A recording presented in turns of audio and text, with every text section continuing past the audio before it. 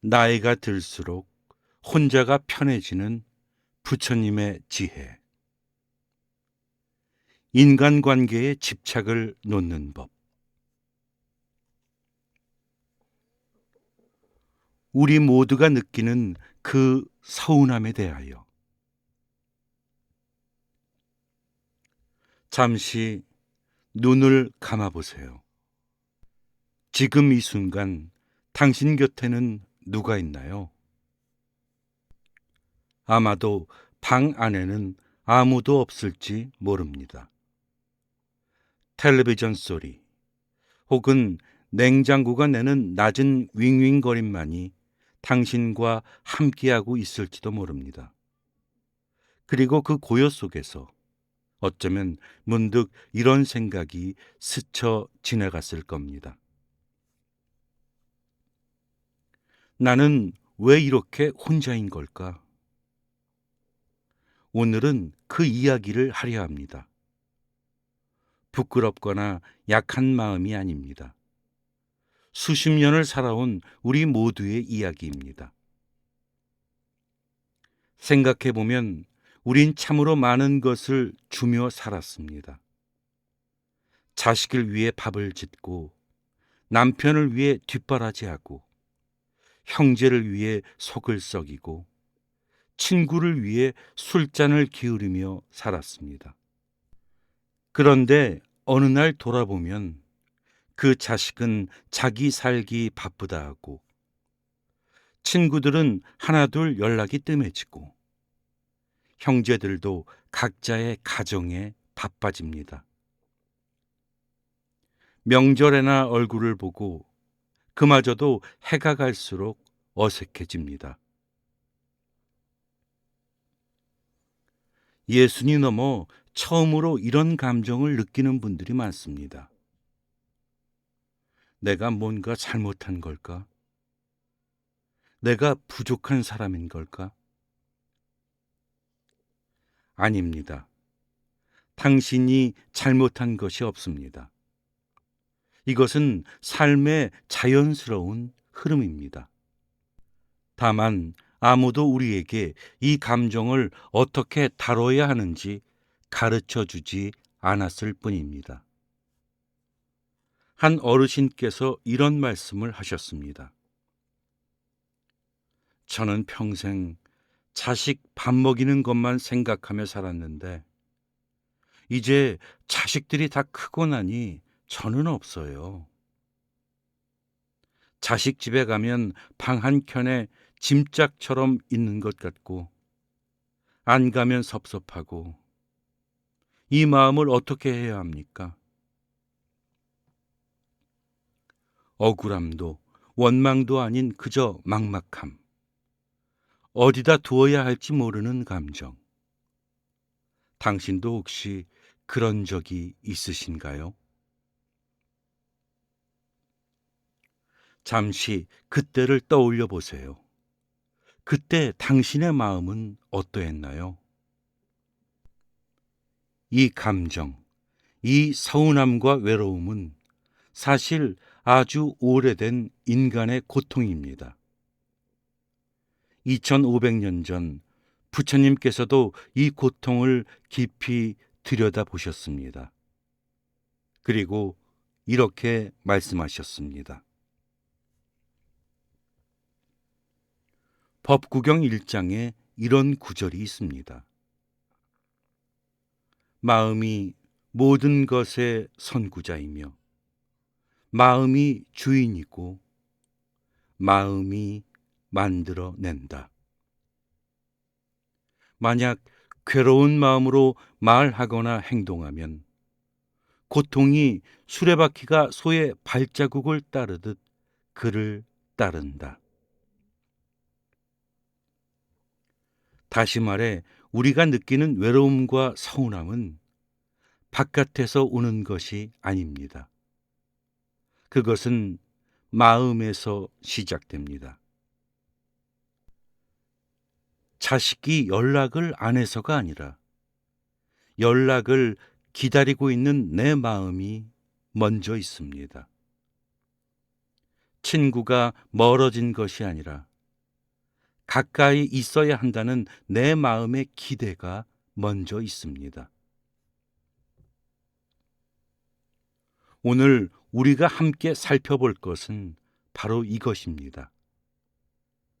그 마음의 뿌리를 가만히 들여다보고 조금 더 자유롭고 찬란하게 남은 삶을 살아가는 법.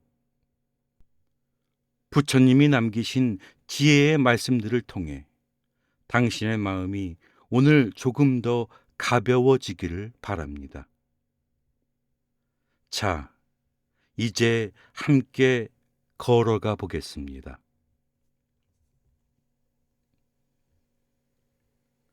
무소의 뿔처럼 혼자서 가라. 수타니 파타에 이런 유명한 구절이 있습니다. 소리에 놀라지 않는 사자처럼, 그물에 걸리지 않는 바람처럼, 물에 더럽혀지지 않는 연꽃처럼, 무소의 뿔처럼 혼자서 가라. 이 구절을 처음 들으셨을 때 어떤 느낌이 드셨나요?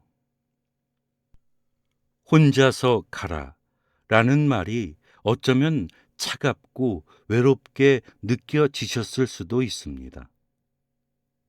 가족도 친구도 아무도 필요 없다는 말처럼 들렸을 수도 있습니다. 하지만 그것은 오해입니다. 부처님은 고독을 이야기한 것이 아니라 고고함을 이야기하신 것입니다. 이 둘은 완전히 다릅니다. 고독은 외로움입니다. 누군가가 옆에 없어서 쓸쓸하고 버려진 것 같은 느낌입니다. 반면 고고함은 무엇에도 흔들리지 않는 내면의 단단함입니다. 사람들이 있어도 휩쓸리지 않고 사람들이 없어도 불안하지 않은 상태. 바로 그것이 무소의 뿔이 상징하는 바입니다. 무소, 즉 코뿔소를 생각해 보세요. 코뿔소는 혼자 다닙니다. 떼를 지어 다니지 않습니다. 하지만 코뿔소는 외로워하지 않습니다. 그 이마 위에 뿔 하나로 당당히 자신의 길을 걷습니다. 주변이 어떻게 시끄러워도 다른 동물들이 무리를 지어 뛰어다녀도 코뿔소는 자신의 걸음으로 자신의 길을 갑니다. 부처님은 바로 그 모습을 우리에게 보여주신 것입니다. 당신이 지금 혼자 있다면 그것은 버려진 것이 아닙니다. 어쩌면 당신은 지금 무소의 뿔을 닫고 있는 중인지도 모릅니다. 사람들은 흔히 이런 말을 합니다. 나이 들면 친구가 많아야 해. 외로우면 빨리 늙어. 물론 사람과의 연결은 중요합니다. 하지만 우리가 여기서 진지하게 생각해 봐야 할 것은 우리가 사람을 원하는 이유입니다. 나는 진정으로 그 사람이 좋아서 함께하고 싶은 것인가? 아니면 혼자 있는 것이 두려워서 사람이 필요한 것인가? 이 두 가지는 전혀 다른 마음입니다. 두려움에서 비롯된 관계는 언제나 집착을 낳습니다. 집착은 상처를 낳습니다. 상처는 또 다른 두려움을 낳습니다. 이 악순환을 벗어나는 방법이 바로 혼자 있음을 훈련하는 것입니다. 혼자 있음을 두려워하지 않게 될 때, 비로소 우리는 진정한 관계를 맺을 수 있게 됩니다. 필요해서가 아니라 기쁨에서 만나는 관계. 그것이 진짜 인연입니다. 잠시 눈을 감고 생각해 보세요. 나는 지금 혼자 있을 때 편안한가요? 불안한가요? 한 선사께서 이런 이야기를 들려주셨습니다. 어느 날 제자가 물었습니다. 스님, 혼자 있으면 왜 이렇게 허전합니까? 스님이 대답하셨습니다. 허전하다는 것은 무언가가 채워져 있다가 비워진 것이 아니야. 원래 텅 빈 것인데 우리가 모르고 살았을 뿐이지. 그 텅 빔을 있는 그대로 보는 것. 그것이 수행이야. 텅 빔을 허전함으로 보지 않고 여백으로 보는 것. 그림에도 여백이 있어야 숨을 쉬듯이 우리 삶에도 혼자 있는 시간이라는 여백이 있어야 깊어집니다. 산을 생각해 보세요. 높고 깊은 산은 혼자 서 있습니다. 누구에게 기대지 않습니다. 그래서 새가 와서 쉬고 나무가 자라고 시냇물이 흐릅니다. 산이 다른 산에 기대어 있다면 어떻게 되겠습니까? 두 산이 서로 기대어 있으면 결국 둘 다 쓰러집니다. 인간관계도 마찬가지입니다. 당신이 먼저 혼자 설 수 있을 때 비로소 누군가에게 진정한 쉼터가 될 수 있습니다. 법구경 160개에 이런 말씀이 있습니다. 당신 자신이 당신의 의지처이다. 다른 어떤 의지처가 있겠는가? 당신 자신을 잘 훈련시킨다면 얻기 어려운 의지처를 얻을 것이다. 이 구절을 가슴에 새겨주세요. 부처님은 말씀하십니다. 당신 자신이 당신의 가장 든든한 의지처이다. 자식이 의지처가 아닙니다. 친구가 의지처가 아닙니다. 배우자가 의지처가 아닙니다. 물론 그들은 소중하고 사랑스럽습니다. 하지만 언젠가는 모두 떠나갑니다. 혹은 당신이 먼저 떠납니다. 그 언제가 언제일지 우린 아무도 모릅니다. 그러니 지금 이 순간 당신의 내면을 가장 탄탄한 집으로 가꾸는 것.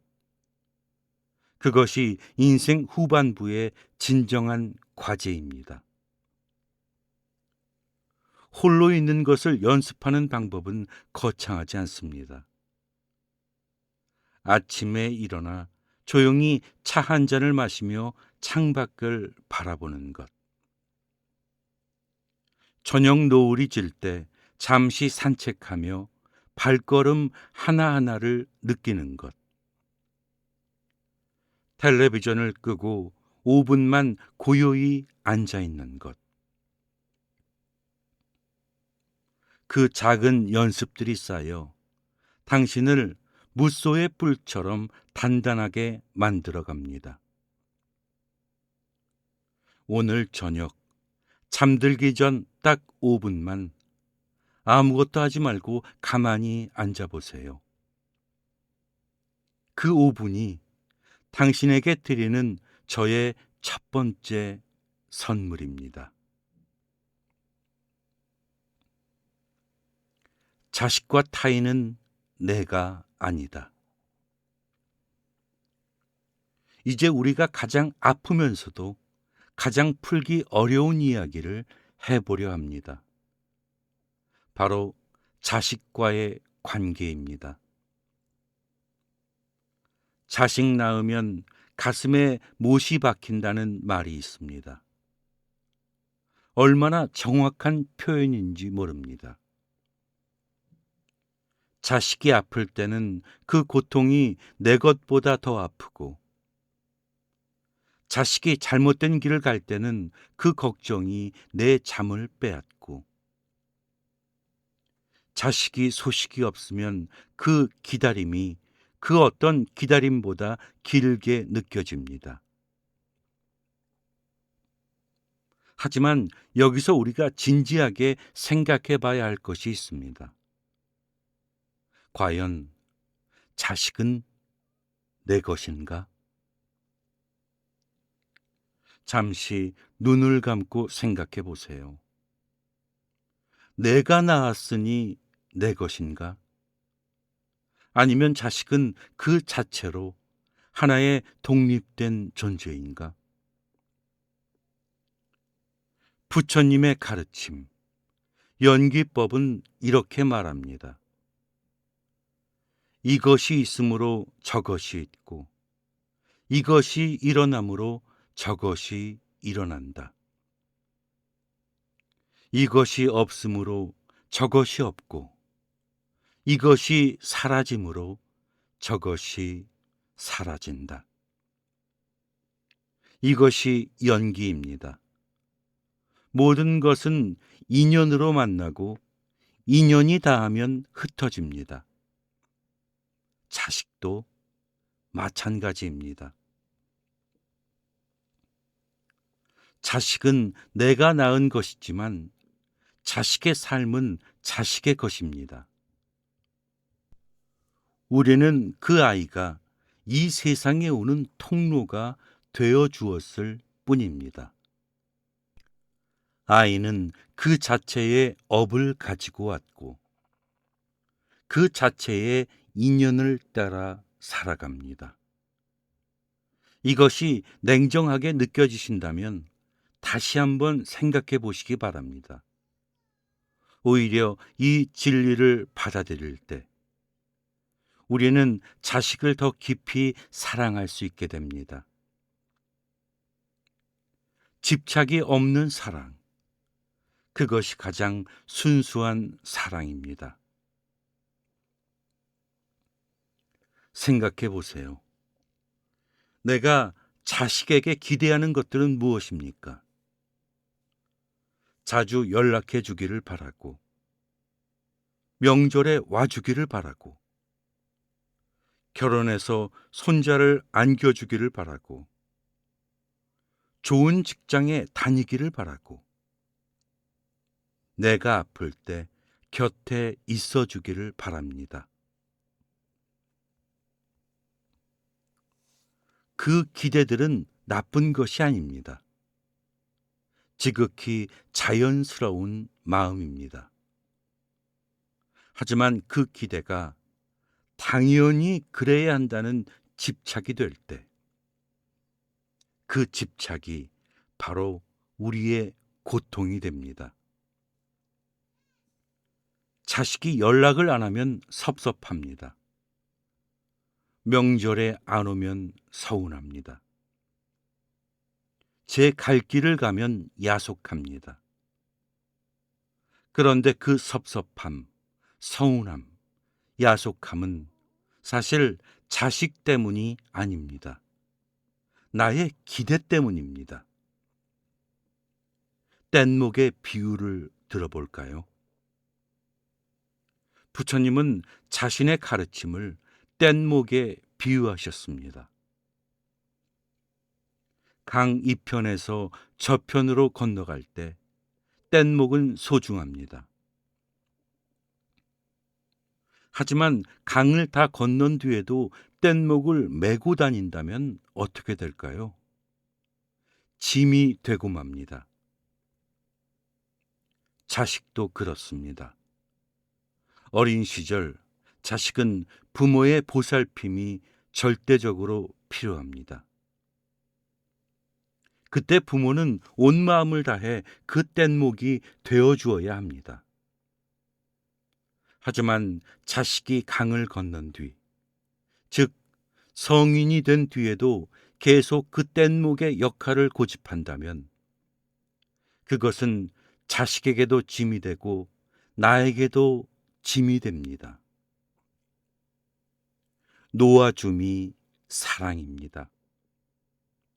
이것이 쉬운 말이라고 생각하지 않습니다. 수십 년을 함께한 자식을 마음속에서 놓아준다는 것이 얼마나 어려운 일인지 저도 압니다. 하지만 여기서 놓아준다는 것은 안 사랑한다는 뜻이 아닙니다. 자식의 삶을 자식에게 돌려준다는 뜻입니다. 강물을 생각해 보세요. 강물은 흘러갑니다. 그 강물을 손으로 붙들 수 있습니까? 억지로 손에 담으려 하면 손바닥 위에서도 흘러내릴 뿐입니다. 하지만 손을 펼쳐 자연스럽게 흘러가도록 내버려 두면 강물은 계속해서 내 손을 지나쳐 흐릅니다. 그 만남은 강요가 아니라 자연스러운 인연입니다. 자식과의 관계도 그렇습니다. 붙잡으려 하면 도망가고 놓아주면 도리어 가까이 옵니다. 타인과의 관계도 마찬가지입니다. 우린 살면서 참 많은 서운함을 쌓아둡니다. 저 사람은 내가 힘들 때 도와주지 않았어. 저 사람은 내 마음을 몰라줘. 저 사람은 나를 함부로 대했어. 그 서운함들이 마음속 찻잔 바닥에 찌꺼기처럼 쌓입니다. 차를 아시는 분들은 아실 것입니다. 좋은 찻잔이라도 찌꺼기가 가득하면 새 차를 부어도 제맛이 나지 않습니다. 먼저 찻잔을 비워야 합니다. 우리 마음도 그렇습니다. 오래된 서운함, 오래된 원망, 오래된 상처가 가득한 마음에는 새로운 기쁨이 들어올 자리가 없습니다. 수타니 파타 1장에 이런 구절이 있습니다. 모든 살아있는 존재들이 행복하기를, 안전하기를, 기쁘기를, 자기 자신을 사랑하듯 모든 존재를 사랑하라. 이것이 자비입니다. 그런데 여기서 중요한 것이 있습니다. 이 자비는 나에게도 향해야 한다는 것입니다. 나 자신을 먼저 사랑하지 않고서는 타인을 진정으로 사랑할 수 없습니다. 빈 그릇에서는 아무것도 나눌 수 없습니다. 60대 이후의 삶에서 우리가 해야 할 가장 중요한 일 중 하나는 바로 나 자신과 화해하는 것입니다. 그동안 너무 많이 주었던 나 자신에게, 너무 오래 참았던 나 자신에게 이제는 이렇게 말해 주세요. 수고했어요. 당신은 정말 잘 살아왔어요. 그 말 한마디가 시작입니다. 입을 닫고 마음을 여는 지혜. 이제 세 번째 이야기를 드릴 차례입니다. 나이가 들면서 우리가 미처 몰랐던 것이 있습니다. 말이 얼마나 무거운가 하는 것입니다. 젊을 때는 하고 싶은 말을 거침없이 했습니다. 아이들에게 야단도 치고 남편이나 아내에게 퉁명스럽게도 했고 친구들에게 직설적으로 말하기도 했습니다. 그때는 그것이 솔직함인 줄 알았습니다. 그런데 인생의 후반부에 와서 돌아보면 그 말들이 얼마나 많은 상처를 남겼는지 보이기 시작합니다. 자식에게 했던 한마디가 그 아이의 마음속에 오래도록 남아있기도 하고, 친구에게 무심코 던진 말 한마디가 그 관계에 금이 되기도 했습니다. 불교에서는 이것을 구업이라 합니다. 구업이란 말로 짓는 업입니다. 거짓말, 이간질, 험담, 거칠고 쓸데없는 말, 이 네 가지가 구업입니다. 그리고 이 구업은 신업, 몸으로 짓는 업, 의업, 마음으로 짓는 업과 함께 우리 삶을 크게 좌우합니다. 법구경 232개에 이런 구절이 있습니다. 자기 스스로를 살피지 않고 남의 잘못을 보기 쉽고, 남의 잘못을 보기 쉬운 자는 자신의 허물을 숨기기 쉽다. 이 구절 가슴 깊이 와닿지 않으시나요? 우리는 참 잘 봅니다. 남의 허물을. 저 사람은 왜 저럴까? 저 며느리는 왜 저렇게 할까? 저 자식은 왜 그 모양일까? 눈이 밖을 향하면 남의 것이 잘 보입니다.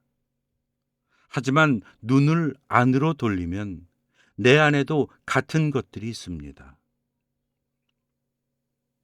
잠시 눈을 감고 생각해 보세요. 최근에 누군가에 대해 이야기하면서 마음 한켠이 불편하지는 않으셨나요?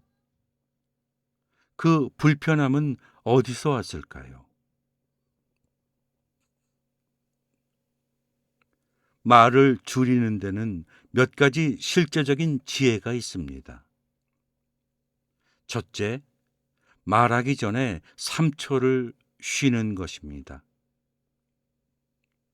충동적으로 나오는 말들 대부분은 3초만 기다려도 사라집니다.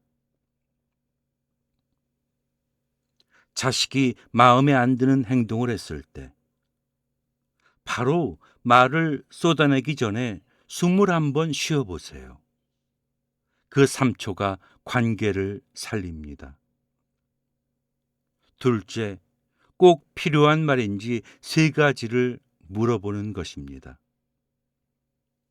이 말은 사실인가? 이 말은 친절한가? 이 말은 지금 필요한가? 이 3가지 물음 중 하나라도 아니오라면 하지 않는 것이 낫습니다. 셋째, 칭찬과 격려를 아끼지 않는 것입니다. 우리 세대는 칭찬에 인색하게 자랐습니다. 잘했다는 말보다 그것밖에 못했냐는 말을 더 많이 들으며 컸습니다. 그러다 보니 칭찬하는 것이 낯설고 따뜻한 말을 하려면 어색합니다. 하지만 연습하면 됩니다. 오늘 자식에게, 친구에게, 혹은 옆집 이웃에게 딱 한마디만 해보세요. 오늘 참 반갑네요. 수고했어요. 그 작은 말이 누군가의 하루를 바꿉니다. 입을 닫는다는 것은 침묵만을 의미하지 않습니다. 그것은 마음을 여는 것을 의미합니다. 나무를 생각해 보세요. 큰 나무는 바람이 불어도 굳이 저항하지 않습니다. 그냥 흔들립니다. 그 흔들림 속에서도 뿌리는 땅속 깊이 박혀 있습니다. 말을 아끼는 사람도 그렇습니다. 겉으론 조용하지만 그 내면은 깊은 뿌리처럼 단단합니다. 수타니 파타 2장에 이런 구절이 있습니다.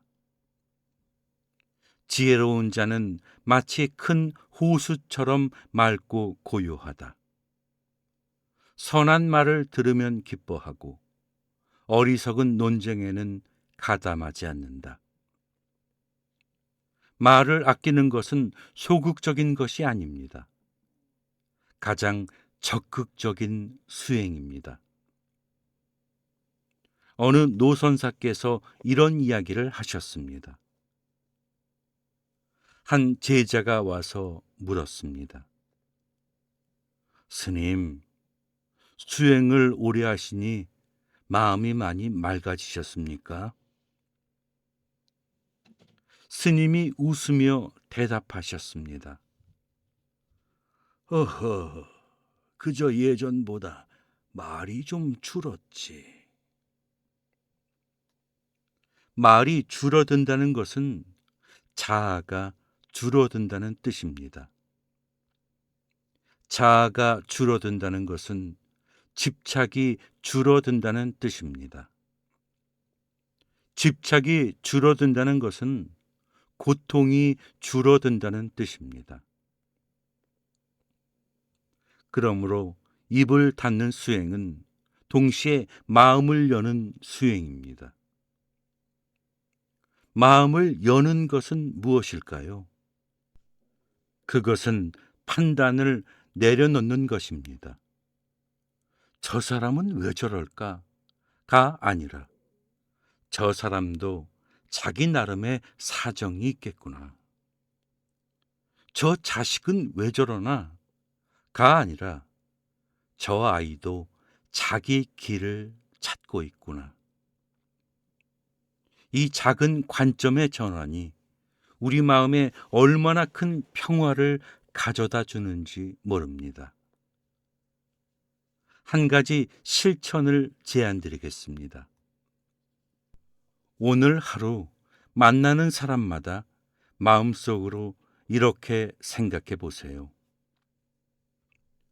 이 사람도 고통받고 있구나.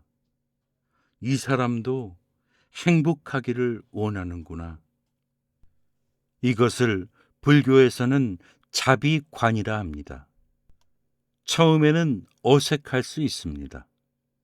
특히 나를 힘들게 했던 사람, 상처를 준 사람에게 그 마음을 내기가 어려울 것입니다.